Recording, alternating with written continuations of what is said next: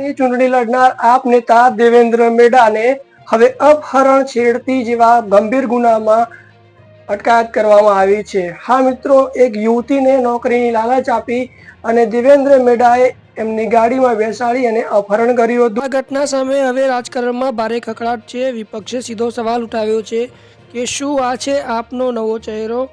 જાહેરમાં ઈમાનદાર અને પાછળથી ધમકી, અપહરણ અને હિંસા। વિપક્ષી નેતાઓનું કહેવું છે કે આપ એક ક્લીન પોલિટિક્સનો દાવો કરે છે, પણ તેના ઉમેદવાર પર સતત ગુનાહિત છાયા રહે છે।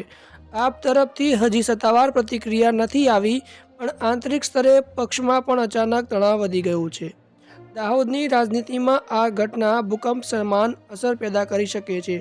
લોકોમાં ચર્ચા પણ ચાલી રહી છે કે ચૂંટણી લડનારો વ્યક્તિ જ જો આરોપોમાં ફસાઈ જાય તો લોકો કોના ઉપર વિશ્વાસ કરે। આના વિશે શું કહેવું, કમેન્ટ કરીને જરૂર જણાવજો।